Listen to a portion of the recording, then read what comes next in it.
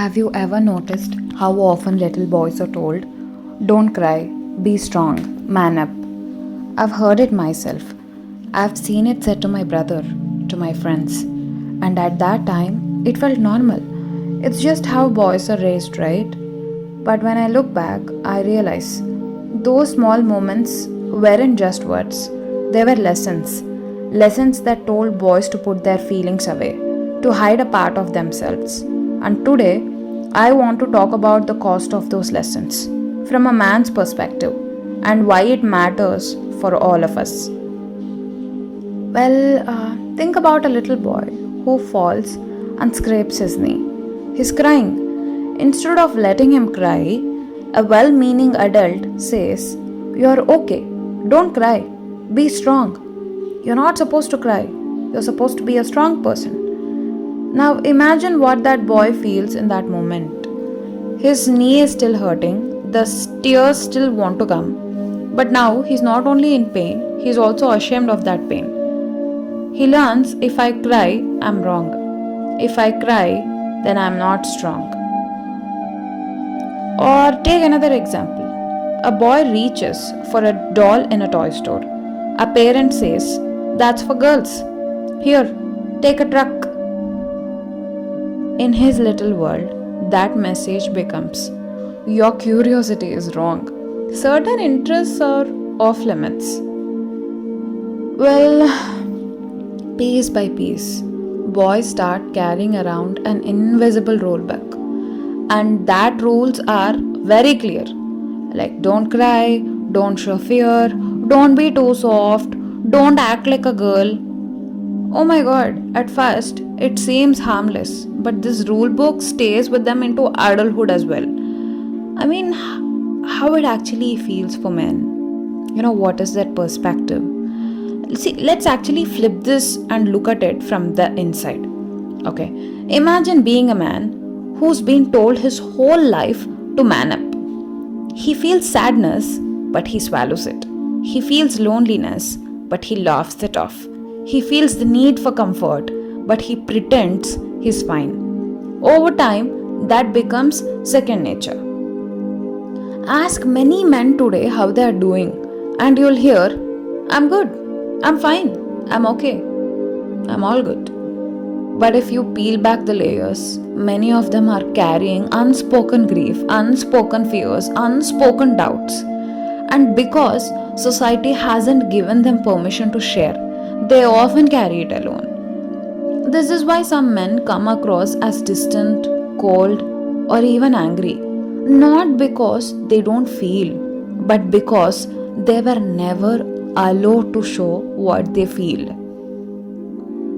I mean, there's this whole misconception of feminine energy going on with men, because somewhere along the way we have labeled empathy, sensitivity, and emotional openness as feminine traits.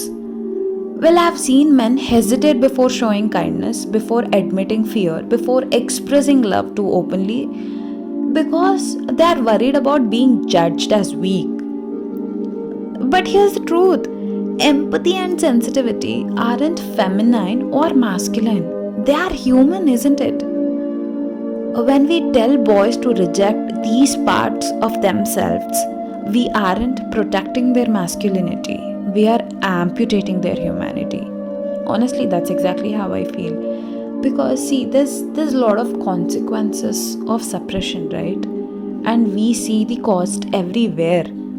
Think about that uncle who snaps at the smallest things, or that friend who never talks about what's really going on in his life, or that husband who shuts down emotionally in an argument. What's happening here? Often, anger becomes the only safe emotion men can express, because nobody says, "Don't be angry," but people do say, "Don't be sad, don't be scared, don't be soft." So, sadness gets buried, fear gets buried, shame gets buried, vulnerability gets buried, and what shows on the surface is anger or silence. And we pay the price. Strained marriages, fathers who can't open up to their kids, men who struggle with depression but never seek help.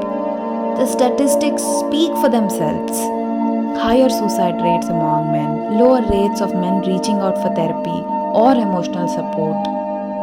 I mean, see, this has to change, right? I mean, it has to matter somewhere along the way, right? See, mostly for parents. See, most of you don't say, don't cry to hurt your boys. You say it because that's what you were told. You think you're protecting them, toughening them up for the world.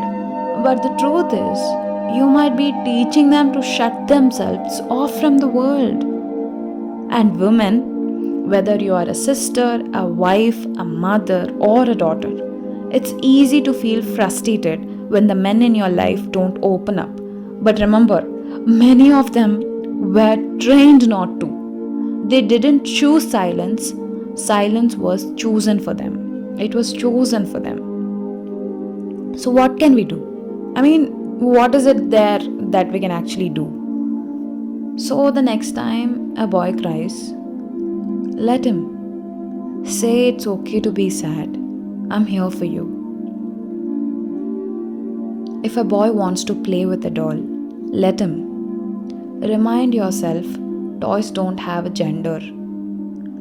And to the men listening, you don't have to rewrite the entire rule book in one day. Start small. Share one feeling with someone you trust. Allow yourself to be human, not just the man. Because vulnerability isn't weakness, it's courage. And when we let boys and men embrace their full emotions, we don't make them weaker, we make them whole. Because, see, at the end of the day, boys don't need to be taught how not to feel. They need to be reminded that their emotions don't make them less of a man, they make them fully human. Because if we can raise boys who are free to cry, to love, to be gentle, to be kind, and to be strong, we won't just be raising healthier men, we'll be raising healthier fathers, husbands, brothers, friends, companions. The measure of a man isn't how well he hides his feelings. The true measure is how bravely he embraces them. So, the real question is, are we raising boys to be men, or are we raising them to be human? So, thank you. Thank you, everyone who is just sitting out and listening to this conversation.